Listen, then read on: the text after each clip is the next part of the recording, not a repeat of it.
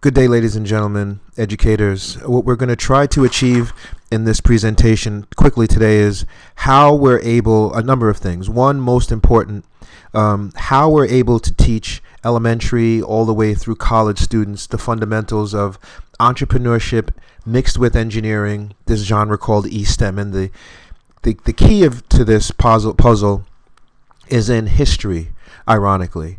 History is arguably the most powerful subject matter to study, to tie education together, to tie all the math, the science, the reading, writing, all of it ties together through history. Entrepreneurs, great entrepreneurs, whether they're technology entrepreneurs like Elon Musk or entrepreneurs like Martha Stewart, they are history buffs. They know the history of their genre or their industry back thousands of years prior. So when you see them come up with an invention in the present day, you don't know that they have pooled all of the history from hundreds and thousands of years prior to understand the direction of where their industry should go next. And that's one of the things that gives them the vision to do it. So we teach history in entrepreneurship in terms of history, and that's why entrepreneurs like Elon Musk right now, the great the gentleman who, I don't want to call him great because his history is not so nice, but he's able to go from computer technology to electrical engineering to now rocket science, because he understands the history of the different genres and he understands technology as a genre overall. And the evidence of this is in shows like the inventions that shook the world. And these shows are other engineers and other technology people who understand this and are trying to expose to the masses how you think about technology. And this show obviously is free, and it's part of our curriculum. So that's the key element. That's what we really want to discuss here. How history is not being taught in terms of entrepreneurship, why they're doing it, and how we can teach kids in the second and third grade entrepreneurship and give them the same vision and mindset academically as a corporate executive in the business world that has been in the industry for 20, 30 years. The key component is, ironically, history. Now, here's a bit of proof to back up our claim. And when you go to college, and most of the folks on this that are looking into this program have probably been to college, you know that you study macroeconomics and microeconomics. And this is how they're getting away with this. They're teaching microeconomics or microengineering when you study technology. I know they did this to us at Northeastern without teaching macro history, right? If you don't teach people the macro, if you teach the micro first, you're going to confuse people, right? If you tell people that Pythagoras' theorem, which is a geometry, a mathematical equation, right? If you tell people that you just teach them how to do the math, they're not going to understand it. The math is just too abstract. But if you give them the history and the macro perspective first, then the math becomes simple because you have a frame of reference. This is what's happening, and they did this to us at Northeastern. They're doing it to all the kids throughout the country, not just in college, but in K-12. They're not teaching the history of these different mathematical operations that are themselves inventions and products. All right, product is something that solves a problem simply. So, and then to exacerbate it, the United States of America, from an education perspective, scientifically speaking, is a lab mentality.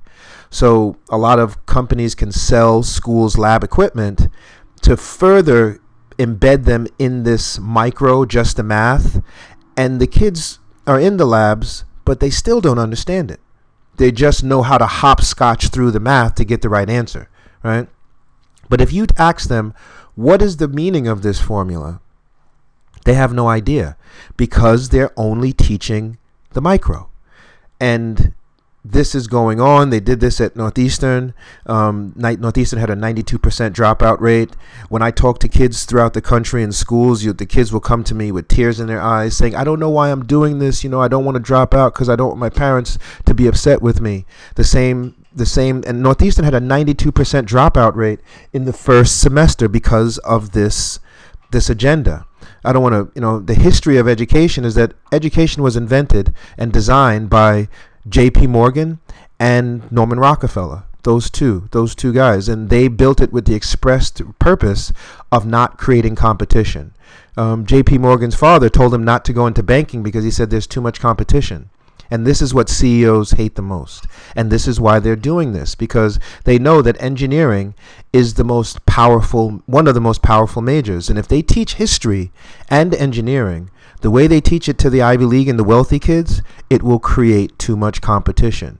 So disguising this and getting people to think that they're not smart enough because they don't understand the micro without the macro is a purposeful act.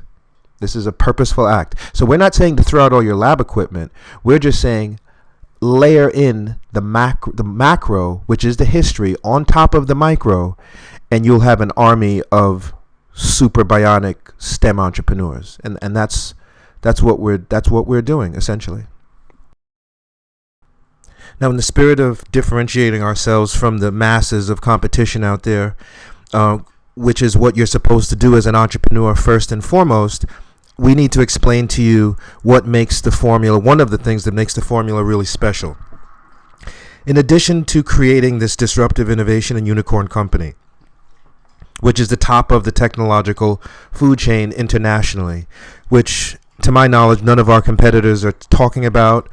Either they are purposefully keeping it a secret, or they don't know what it is themselves, and are disguising their ignorance, for lack of a better word, not to be harsh, in lab equipment. The essence of entrepreneurship, no matter what the genre, no matter what the industry, is in creating value and then selling it. And to that point, it is literally impossible to identify where to add value to society, how to create it, and then how to sell it, most important, if you have no idea what it is. And we are the only program provider out there because of my experience as a salesperson and an engineer. I worked as a sales engineer for 30 years, selling technology to Fortune 500 companies. They trained us on what value is and how to explain it to your customer. That's what I'm supposed to do to you. Show you how my product is going to add value to your life. And the big secret is value is in a product's ability to protect the world from something simply known as pain. Pain relief is value. If you are an entrepreneur and that is not vehemently expressed to you at the beginning of your entrepreneurial journey, you'll flounder for years. You won't know what it is. You may guess, you may look at the competition and copy what they're doing, but you'll have no real understanding of what value is. And in turn, you'll have no direction, and you won't be able to separate yourself from the masses because you don't know what value is. You're just guessing, shooting in the dark, or worse, copying. So one of the things that the minority community must do is stop the dropout crisis. 1.5 million children drop out of school every year, and we can use value and pain to stop it. In terms of success, we can say, we need the students to see success as the ability to endure pain and never give up, because the pain has a double meaning. It can make you successful, but it can stop you from being successful because you don't want to do all the hard work. Like a ballerina, they have to dance for years. A doctor, they have to go to school for 15, 20 years making no money. Crazy student loans before they can make $500,000-$600,000 a year. Muhammad Ali, the greatest fighter, he had to spar and endure pain, getting beat up in the ring, punch drunk. All right, there's a correlation between being able to endure pain and then also being able to create pain relief. They're two sides of the coin, and the people that can't endure pain, and look, the definition of it right there, the ability to withstand pain. The people that can do that can do it so good that they, no matter what, they don't give up and they reach the success that they really want. The people that can't endure the pain of getting up and getting to school on time, that's the whole reason college wants, that employers want kids to have college degrees, because it proves that you can think critically and you can endure the pain of a very difficult process and see it through to the end no matter what, on time, right?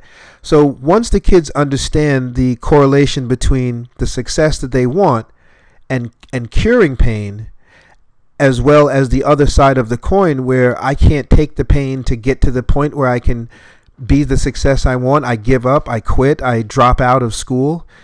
Once they understand that the two are linked and that your ability to endure pain was really what makes you very successful, because the entertainment industry is telling them that their ability to drop out of school makes them successful, right?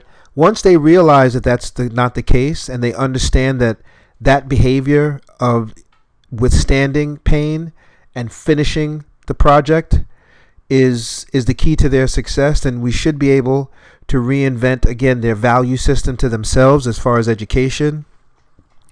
They may look and say, well, Mr. Powell, all the people who've dropped out of school and were engineers and become billionaires, they dropped out. What they don't understand is that those billionaire engineers dropped out when they had a disruptive innovation made, and they had the unicorn company made. They had it already made. They didn't just drop out. They knew that they had a disruptor and a unicorn. That's why they dropped out.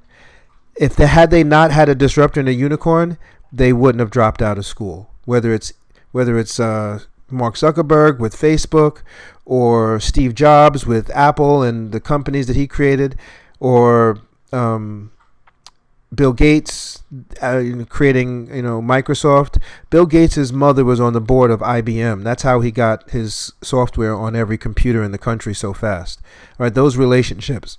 So Bill Gates was creating software for his high school to do their accounting packages. So he was far ahead of his time. Once the kids understand that, taking pain is what really makes you a successful person, then we should be able to stop the dropout rate if we can get that to be the mentality throughout the country. And you can teach that to elementary school kids as well as high school kids. So again, throughout the world, internationally, throughout every industry, the top of the food chain, the thing that CEOs and politicians are afraid of the most, that creates the most money, second only to acts of war, are disruptive innovations that turn into unicorn companies. And the basis of them are the value that they provide society. And that's what people pay for. Value is what people pay for. Whenever you hear the term fair market value, valuation, value add, value proposition, all of these very business-centric terms, they're really talking about value as it relates to something called pain relief. And pain, you'll hear these analysts talk about it. They'll talk about pain. And just to give you a sense of how important pain relief is, and there are only 4 of them. All the industries in the world, there are only 4 types of pain that people take money out of their pocket and actually say, hey, I want to buy that from you. And again, I learned this because I was a sales engineer, and they taught me how to articulate pain relief to my customers. But there are only 4. We're, for the purposes of this presentation, going to discuss the one that's the most deadly, which is something that's very inherent to education, called emotional pain. And there are terms about emotional, social, and emotional learning. It will all tie into this. But the history of humanity stems from being in your mother's womb, which elementary school children can really relate to. When we were, as human beings, were in our mother's womb, we were in a painless environment, suspended in air, until through another very painful process, our mothers gave birth to us. And when we come out of the mother's womb, the doctor, cuts the umbilical cord that was giving us food and everything else for the last 9 months, and it is instantly it's a very painful environment. We start to cry. The baby starts to cry immediately. The baby cries in protest because it's like, wait a minute, I was in my mother's womb so comfortable for the last 9 months, and now it's cold, and the baby starts to scream. So immediately The nurses grab the baby and put it in clothing and put it in an incubator or in the mother's stomach, put it in nice warm clothes, and the baby calms down and is like, okay, this is more like it. Less painful, right? And this is what we deal with when we're born and throughout our entire lives. Human beings are hedonistic. We avoid pain to acquire pleasure. Every product on earth is designed to cure pain, and that is its value. And when you explain that to children, what the 4, they call them pain points, are, they get it. And when you explain it to elementary school students in that context, they get it because they're not far removed from being in their mother's womb. Even an adult will get that, right? The worst pain, there's 4 of them, as I said before. The worst one is called emotional pain. And even if you look at the bottle of a Tylenol, which is what human beings, we tell the kids, that's what great entrepreneurs are. They are basically a Tylenol, curing pain for the world. What the 4 types of pain is not really relevant at this point. Know that the worst one is emotional pain. But that's how you have to think of yourself. You are, as an entrepreneur, are to create some product, which is you or a combination of something you've created or both, that's going to cure enormous amounts of pain for the world. And the amount of pain you cure for the world is equal to the amount of money that you will have in your bank account. And that's how we get students, whether they're in elementary school or they're grown adults, to understand value, to pain relief, to entrepreneurship, to money. If you don't explain it in that way, the kids won't get it. The elementary school kids won't get it. And that's one of basically sort of the secret sauce to what we do. When you explain that in that context to children, they get it. And then they start immediately looking around and say, okay, what do I have that I can solve pain for the world and make the world a better place? They get that immediately, and they immediately turn into people who, very important, want to cure pain for the world, as opposed to what a lot of at-risk schools are dealing with now. Students who've learned through the media that they think their value is inflicting pain in the world. And that's what's making your life as an educator behaviorally very difficult. And look, just to prove it, the proof is, look on the bottle of a Tylenol. It says right there, pain reliever. Now, here are the 4 types of pain points we discussed earlier. There are 4 of them, and the kids learn them throughout the course of the program. We are focusing on the emotional pain, which is the worst one that we said again. And specifically, when you're working with at-risk youth, which I was an at-risk youth, very at risk, the confusion is that they believe that their value in society is in their ability to inflict pain on each other. Every aspect of the media is showing them this, from boxing to MMA to fights on these social media platform disruptors. They believe, and they've been taught, even sometimes in their homes, unfortunately, that their ability to be valued in society, rap music, is in their ability to hurt each other. If we show them, and when we show them, that unbeknownst to them, the people who are making the most money, like doctors, are the ones that are curing pain for society, it reinvents their value system to themselves. It stops them in their tracks, and they just sit there looking at you shocked, because it's so obvious, it's right in their face, it's almost invisible.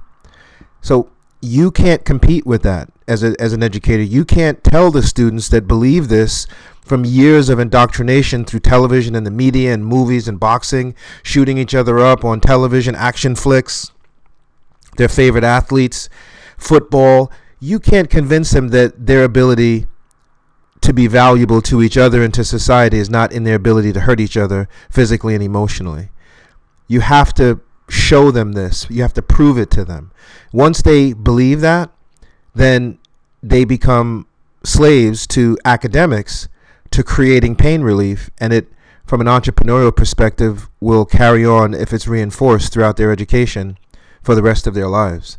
That is the difference between the wealthy, the people who are able to come from poverty to to become extremely wealthy is their ability to cure pain for the world and create innovations that do that. The problem is your kids are being fooled by the rappers that it is the opposite, and they can't compete with that. They need guidance to figure that out, especially the kids that are, the black and brown students that are the focus of this, that are supposed to be bad, like me. As a kid, I thought that was my value. I thought that my only value to my friends was my ability to fight and to start fights. And whenever I didn't get attention from some girl, I would just admittedly start a fight, and it always worked. It worked like a formula. Now, for elementary school kids, the key to getting them to understand value and pain relief and emotional pain, which is the one that we focus on here for the purposes of this presentation, is to teach them about their emotions, and then to teach them about products that will cure the pain of their different emotional stages. Teach them about, being happy, sad, angry, scared, disgusted. Teach them what those emotions are, and then show them that these products, like friendship, which is a product, entertainment, music, even chocolate. Chocolate is a product that when people are heartbroken or they're in heartbreak for Valentine's Day, if you don't have a Valentine's, you eat chocolate. It creates certain chemical reactions in the body, and it literally drugs the body with dopamine, I believe, to make you feel euphoric and happy. All right. Teach them about these different products and show them the ways that these products that they may not even realize are curing their emotional pain and taking advantage of their emotions. If you think about it, social media, which is giving the schools a really hard time, is utilizing music, entertainment, and friendship. And that's why it's such a valuable product in the eyes of your children, because they are dealing with their emotions, but they don't understand that these products that they're playing with are taking advantage of that, are designed to use their emotions against them. Teach them how to do it. Social and emotional learning is critically important, and this is an amazing way of helping them to understand emotional intelligence so that they can resist these social media platforms as opposed to just being manipulated by them and then obviously making your life as an educator more painful. All right.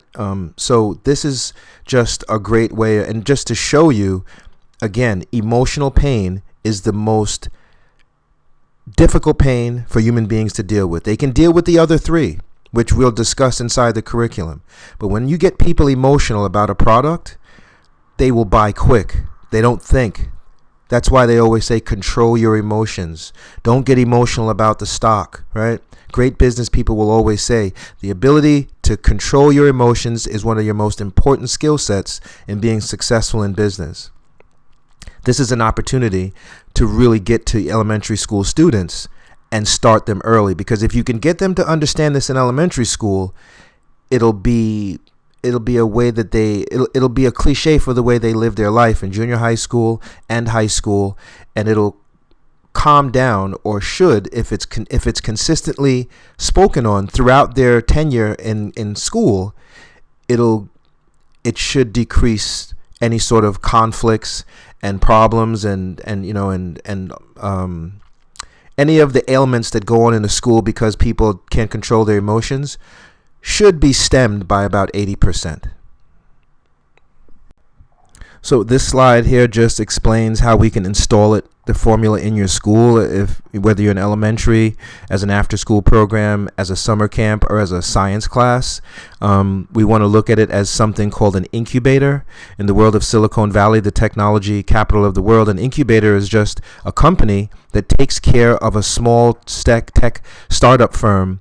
And like an incubator that we talked about before in the mother's, that when the baby comes out of the mother's womb, it takes care of the company when it's in its infant stages and raises it until it gets to the point where it's going to become a publicly traded company on the NASDAQ. And that's how tech entrepreneurs become billionaires. Billionaires in the space of a single day through selling their product in shares on the stock market. Now, quickly, if you're just looking at this for the first time, just to go over some of the academic content, we have 220 digital lesson plans so that it's not such a heavy lift for the teacher. Just like in this format, you'll hear me, explaining the content so that the teachers don't have to be afraid that they have to learn something new. That later on we'll see that that's one of the risk factors. Sometimes teachers feel like it's too much for them. So we have these lesson plans. They're 45-minute time frames, so you can use them during the day as an elective class, as we said earlier, or you can use one or two of them if you are in an after school or a summer camp capacity. It's sort of plug and play open source. What I mean by that is that you can tailor it to say, hey, I want to be heavy on the design engineering, or I want to be heavy on the marketing and advertising, or the investment banking, or the writing of business plans. You can really focus in and say, Mr. Powell, we really need to improve our writing skills and our leadership, and we would together create a syllabus and cut through the 220 lesson plans to focus in on exactly what you'd like to achieve in the academic and social emotional improvements that you'd like to see take place in your school. So we're number 3 here. We have design engineering in all genres of engineering, meaning that we're going to simplify all genres of engineering, not just the way I was taught, where you just hold somebody down in mechanical engineering and test them and so hard and so abstractly on it. And a lot of the engineering teachers that I've spoken with across the country will say, yeah, that's the way they taught us, and that's why I dropped out. I can't tell you how many administrators that were in engineering that dropped out have agreed with me that this is what they do, and that's why they've said, hey, I dropped out because of exactly what you're speaking of. So we draw a common theme through all genres of engineering, whether it's mechanical, electrical, civil, or biomedical. I was electrical, and I know they did this to me. Marketing and advertising there's a big component of that. There's value-based investment, banking, and financial literacy. The gentleman who, the CEO of TikTok, he worked in the investment banking sector of, I believe it was Morgan Stanley, or I just read his bio, but he's not an engineer. He just went to a school that basically programmed him, as I said, about disruption, and he probably hired a bunch of engineers to create TikTok for him, but he had the vision and understanding, because when these disruptors go public, they have to defend their valuation. So him working in the investment banking world gave him the ability to negotiate something called an IPO, so that when his company went public, he became a billionaire that day. And that's all about financial literacy, but you have to understand valuations. None of the other financial literacy programs that I know of are even discussing what valuations are. They're teaching the students how to balance a checkbook, and that's very important too. But understanding what valuation is critically important, because engineers create the value and then salespeople sell it, and the value is the disruptor. Business plan writing is a very big part of it, and the kids can participate in business plan writing competitions throughout the country where they could win cash and prizes, and that becomes a very big incentive to them to actually work hard and apply themselves, because sometimes they could win $100,000 in for their business plans and get money to start their actual company, to go to college while they're in college, which is very in vogue. So that's a very big incentive for the students, and that's one of the risk factors. If the students don't feel like they have something exciting to work forward to, sometimes it's hard to get them to really focus in. But if they feel like they're going to win some sort of money or some sort of prize, they and their parents will actively and aggressively participate in the class. There's a very big, strong history component. We have vocabulary building, engineering as far as math, modeling, logic, and units of measurement. The students learn to reverse engineer different great inventors of the past and present, almost like transcribing the thought process of innovation. So we're basically teaching the students how to think like a disruption-minded engineer. These are just some of the academic content that your student will be drilled on, if we're fortunate enough to work with your school. Now, here are some of the risk factors. If you don't market the program correctly, if you don't tell the student that we're teaching them to make a money machine, if you tell them it's engineering, they're going to run for the hills because engineering is for the nerds. But if you tell them we're teaching them, in our experience, to make a money machine and they could win cash and prizes, you'll have a tidal wave of students and their parents forcing them to participate in the class. Another risk factor is, teachers. Sometimes teachers see this as something else they have to learn after they've been in the class all day, and they may not want to participate because they don't want the extra work. So making sure that the teachers are compensated and that it's a teacher maybe that is excited about something like this because they may want to learn it themselves is something that takes risk out of this academic model. Lack of parental involvement. So to combat that, we give the students a book, a softcover book for the parents, and an audio book for themselves. And a lot of times what we've seen is that the parents will take the book and read it, and that will help them to become active participants in the class. Lack of incentive, we talked about before, the business plan writing competition. Lack of administrative oversight. Lack of food for the after-school program or the summer camp. The kids are hungry. If they're hungry and they're starving, no matter how much they want to be in the class, they may just say, hey, there's no food, I'm not going to come. Lack of appearance by the creator of the formula to the students, virtually or in person, meaning me.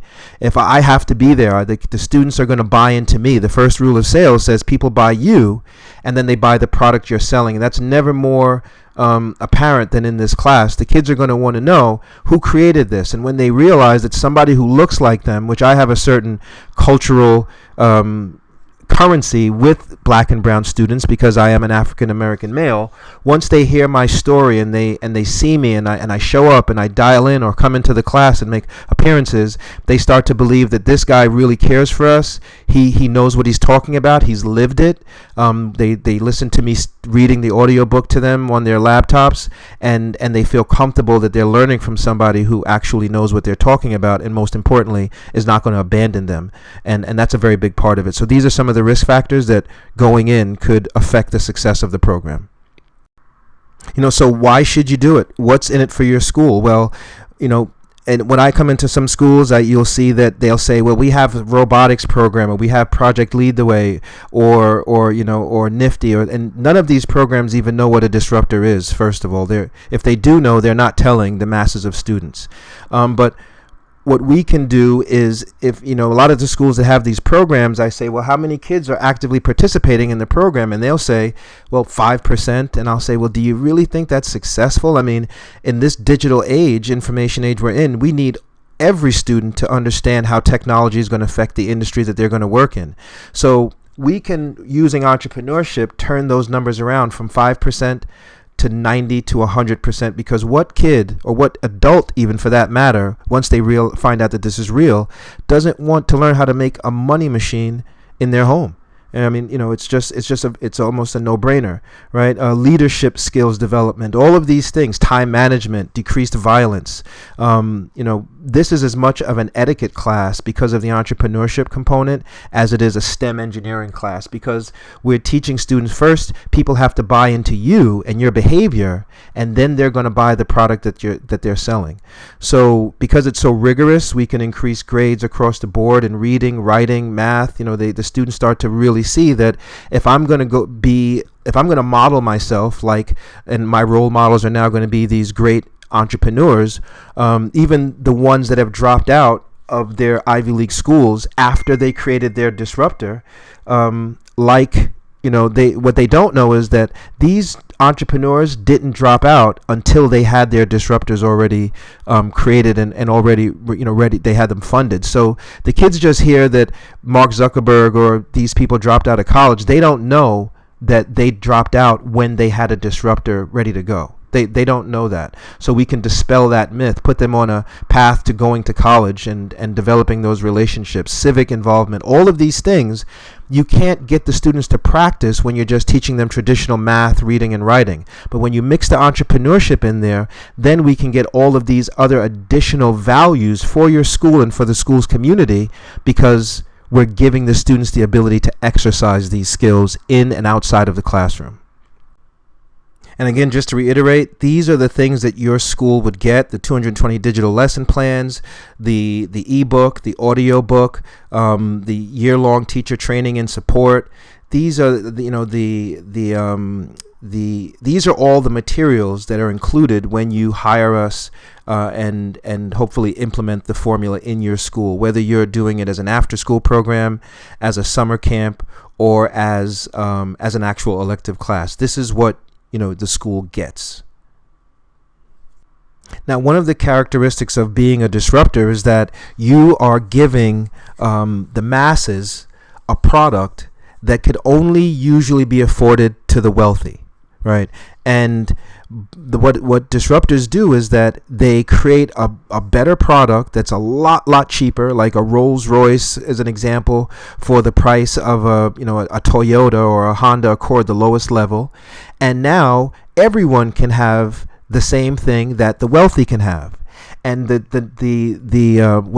behavior of a disruptor is that by the time these companies that are used to selling their expensive products to a very small sector of society at a very high price find out that there's a disruptor that has recreated or created a better product than the one that they're selling and giving it to all the people that originally couldn't afford it, by the time the big company, who's very wealthy, Fortune 500 company, finds out and turns around to figure out that there's a young, aggressive disruptor eating up all of their customers, it's too late.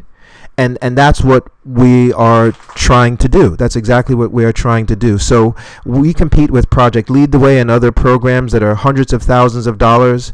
We are $15,000, which is more than 80% less than our competitors, and that is all you can eat. All of the products and services that are mentioned in the other slides you get for $15,000, year-long support. What we do not include, which you might want to think about, is the food. And if you want to take the students to play golf or any outings, some schools I hear are taking kids to Silicon Valley, which is an amazing trip. Those things are usually not included, but the teacher training and support, all of the books, the soft cover, the ebook, and the audio book are all included, and the coming in and guest appearances, that is all for $15,000 right now, because again we want to make sure that we democratize the notion of STEM for the people that ordinarily could not afford it. And that's why we believe that this is a necessity. They say that by the year 2057, because of advancements in robotics and artificial intelligence, which is a very popular STEM category in the public schools, they say that the average earnings in the black community is going to go to zero. So the irony there is that a lot of schools say, hey, we don't need your STEM program, we have robotics already, not knowing that they are literally putting the demographic that they're trying to educate out of business. And that's why we believe that this is important, this is coming, if it's not already here. And we believe that, and not even what we believe, what we've seen is that this is a way to drastically turn the numbers and this deficiency in the black community as far as STEM is concerned, to turn those numbers 180 degrees in the opposite direction. And I'm hopeful that you will give us an opportunity to work with you and your school and your students. Thank you. Have a great day, and thank you for listening.